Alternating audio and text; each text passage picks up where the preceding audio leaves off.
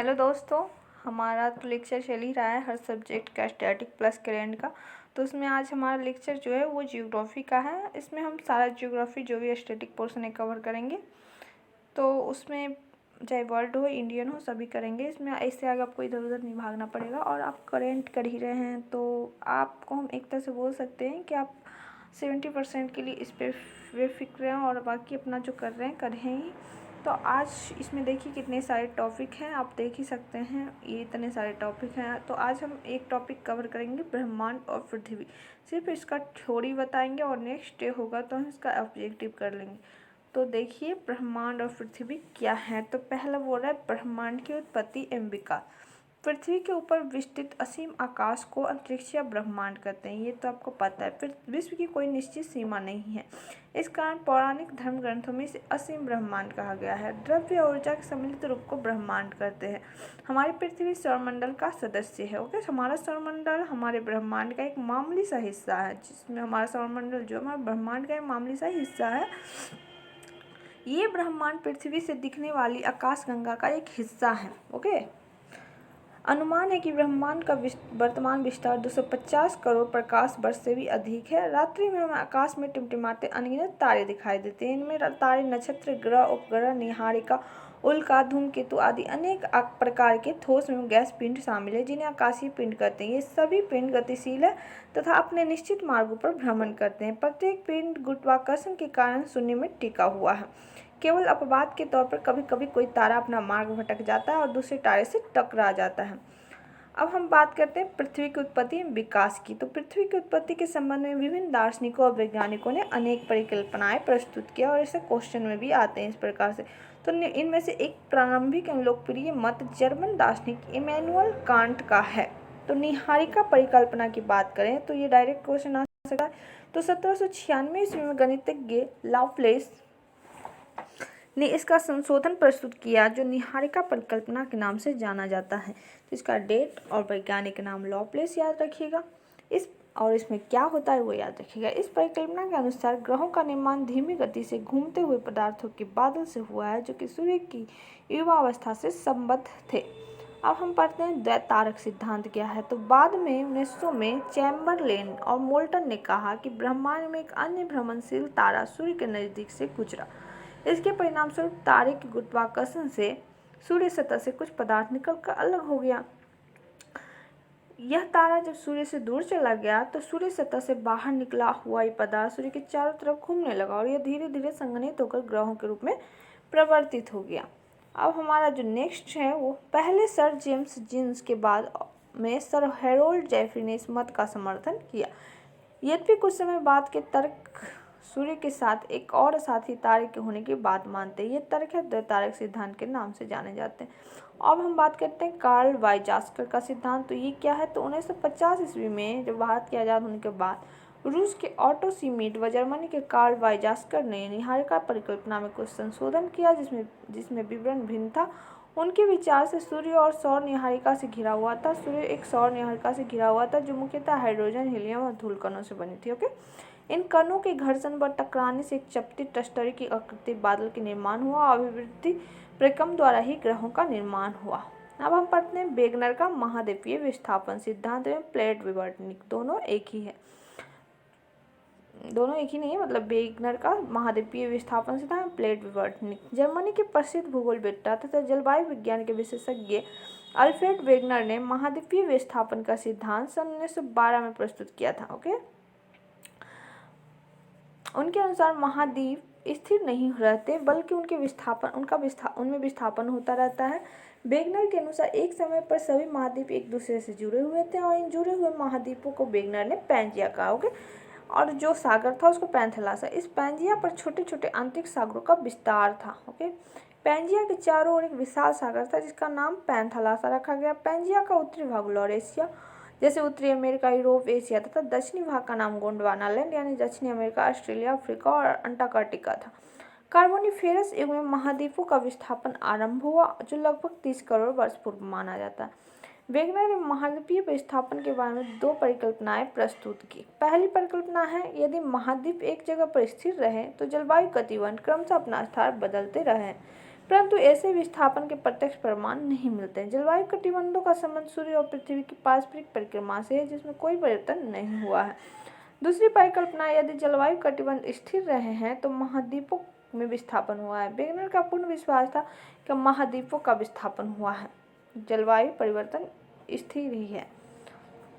तो महाद्वीपों की उत्पत्ति के संबंध में महाद्वीपीय विस्थापन और प्लेट विवर्तनिक सिद्धांत में अंतर क्या क्या है ये जान लीजिए। ऐसे मेंस में भी क्वेश्चन आ जाएगा तो बना दीजिएगा, और प्रीलिम्स में आपको हर फैक्ट पता रहेगा तो कहीं भी कोई भी ऑप्शन में प्रॉब्लम नहीं होगा।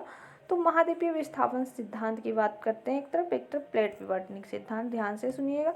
तो महाद्वीपीय विस्थापन सिद्धांत का प्रतिपादन 1912 में जर्मनी का विद्वान एल्फ्रेड वेगनर ने किया, और प्लेट विवर्तनिक सिद्धांत 1960 और 70 मतलब बहुत समय बाद दशकों में प्रतिपादित कई सिद्धांतों, परिकल्पनाओं तथा प्रक्रमों का निचोड़ है।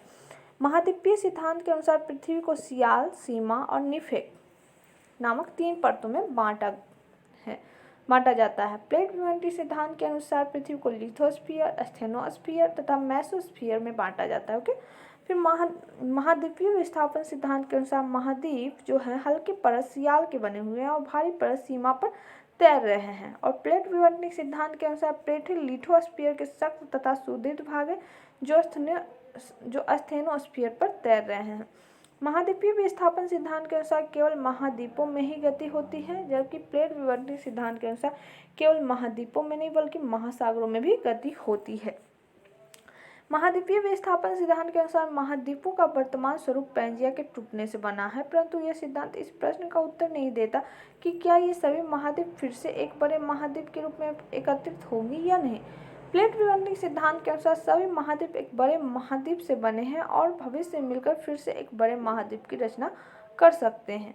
वेगनर के अनुसार पैंजिया के टूटने से महाद्वीपों का विस्थापन पश्चिम तथा उत्तर दिशा में हुआ है। ओके, पश्चिम और उत्तर दिशा में। प्लेट विवर्तनिक सिद्धांत के अनुसार प्लेटें के टूटे हुए टुकड़े सभी दिशाओं में विस्थापित होते हैं। महाद्वीपीय विस्थापन सिद्धांत के अनुसार महाद्वीपों के टूटने के चरणों का कोई विवरण नहीं है। प्लेट विवर्तनिक सिद्धांत के अनुसार महाद्वीप विभिन्न चरणों में टूटकर अलग हुए हैं।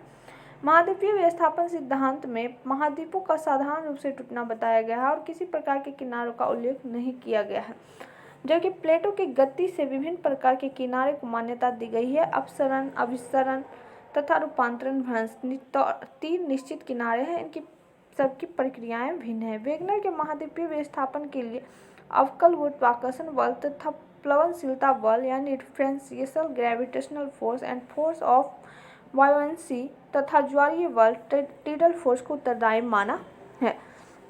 प्लेट विवर्तनिक सिद्धांत के लिए कई बल उत्तरदायी माने जाते हैं। इसमें भूगर्भ से चलने वाली संवहनीय धाराएं, मेंटल प्लूम, स्लैब, खिंचाव तथा कटकों को ढकेलना आदि प्रमुख हैं। इन बलों में महाद्वीपों को ढकेलने की शक्ति है। अब हम बात करते हैं बिग बैंग सिद्धांत का। ये सिद्धांत में हमारा लेक्चर का लास्ट होगा, तो ये खत्म करके हम खत्म करेंगे। ऐसे देखते हैं पूरा एक चैप्टर कहाँ तक कितने पेज का है, तो एक वीडियो में कवर होगा या नहीं हो सकता। ये इसका 3 वीडियो बन जाएगा। उसके बाद अभ्यास प्रश्न है। ओके, तो हम 3 वीडियो में इसको कवर करेंगे। तो अभी हम बात करते हैं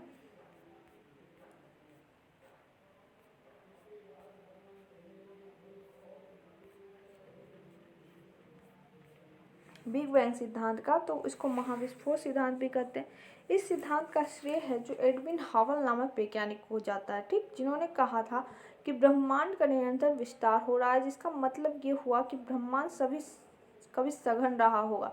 हालांकि इससे पहले क्या था यह कोई नहीं जानता। हॉकिंग ब्रह्मांड की रचना को एक स्वतः स्फूर्त घटना मानते थे। हालांकि प्रसिद्ध वैज्ञानिक आइजैक न्यूटन मानते थे कि इस सृष्टि का अवश्य ही कोई रचयिता होगा, अन्यथा इतनी जटिल रचना पैदा नहीं हो सकती। ब्रह्मांड के बारे में बिग बैंग सिद्धांत सबसे विश्वसनीय सिद्धांत है। बिग बैंग सिद्धांत के मुताबिक शून्य के आकार का ब्रह्मांड बहुत ही गर्म था, जिसकी वजह से इसमें विस्फोट हुआ और वो असंख्य कणों में फैल गया। तब से लेकर अब तक वो लगातार फैल ही रहा है। ब्रह्मांड के इन टुकड़ों के बाद अंतरिक्ष और आकाशगंगा अस्तित्व में आए। इस रचना में ही हाइड्रोजन, हीलियम जैसे अणुओं का निर्माण हुआ। जैसे जैसे ब्रह्मांड का आकार बढ़ता गया वैसे वैसे तापमान और घनत्व कम हुआ, जिसकी वजह से गुरुत्वाकर्षण बल, विद्युत चुंबकीय बल और अन्य बलों का उत्सर्जन हुआ। इसके बाद सौरमंडल बना। ब्रह्मांड का विस्तार लगातार होता रहता है। जिससे तारों और ग्रहों के बनने की प्रक्रिया भी लगातार चलती रहती है। सितारे, तारे, उपग्रह सभी एक दूसरे को अपनी तरफ आकर्षित करते हैं। ब्रह्मांड कई गुना जल, बादल, अग्नि, वायु, आकाश और अंधकार से घिरा हुआ है। ब्रह्मांड में अब तक 19 अरब आकाशगंगाएं होने का अनुमान है। सभी आकाशगंगाएं एक दूसरे से दूर हटती जा रही है। मिल्की वे आकाशगंगा, ये क्या है? तो 19 अरब आकाशगंगाओं में से हमारी आकाशगंगा है मिल्की वे, ओके, जिसका नाम है मिल्की वे आकाशगंगा। मिल्की वे आकाशगंगा में हमारी पृथ्वी और सूर्य है। मिल्की वे में लगभग 10 अरब तारे हैं। हर तारे की चमक, दूरी और गति अलग अलग है। आकाशगंगा ब्रह्मांड की परिक्रमा करती रहती है। आर्यन नेबुला हमारी आकाशगंगा के सबसे शीतल और चमकीले तारों का समूह है। आकाशगंगा का प्रवाह उत्तर से दक्षिण की ओर है।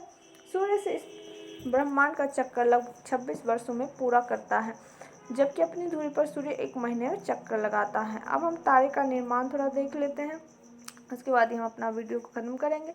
तो प्रारंभिक ब्रह्मांड में ऊर्जा व पदार्थ का वितरण समान नहीं था। ओके, घनत्व में आरंभिक भिन्नता से गुरुत्वाकर्षण बल में भिन्नता आई, जिसके परिणाम स्वरूप पदार्थ का एकत्र हुआ। यह ही एकत्र आकाशगंगाओं के विकास का आधार बना। एक आकाशगंगा संख्य तारों का समूह है। आकाशगंगाओं का विस्तार इतना अधिक होता है कि उनकी दूरी हजारों प्रकाश वर्षों में मापी जाती है। एक अकेली आकाशगंगा का व्यास जो है वो 80,000 से 1,50,000 प्रकाश वर्ष के बीच हो सकता है। एक आकाशगंगा के निर्माण की शुरुआत हाइड्रोजन गैस के बने विशाल बादल के संचयन से होती है, जिसे नीहारिका कहा गया है। क्रमशः इस बढ़ती हुई नीहारिका में गैस के झुंड विकसित हुए। झुंड बढ़ते बढ़ते घने गैसीय पिंड बने, जिसमें तारों का निर्माण आरंभ हुआ। ऐसा विश्वास किया जाता है कि तारों का निर्माण लगभग 5 से 6 अरब वर्ष पहले हुआ। अब प्रकाश वर्ष के बारे में थोड़ा बता देते हैं, यह सबको पता होगा। प्रकाश वर्ष समय का नहीं वरन दूरी का माप है। प्रकाश की गति 3 लाख किलोमीटर प्रति सेकेंड है। विचारणीय कि एक साल में प्रकाश जितनी दूरी तय करेगा वह एक प्रकाश वर्ष होगा। यह 9.4611 10⁻12 किलोमीटर के बराबर है। पृथ्वी और सूर्य की औसत दूरी 14,95,98,000 किलोमीटर है। प्रकाश वर्ष के संदर्भ में यह प्रकाश वर्ष का केवल 8.331 है। Thanks for watching. Next lecture हम फिर से स्टार्ट करते हैं, देखते रहिए।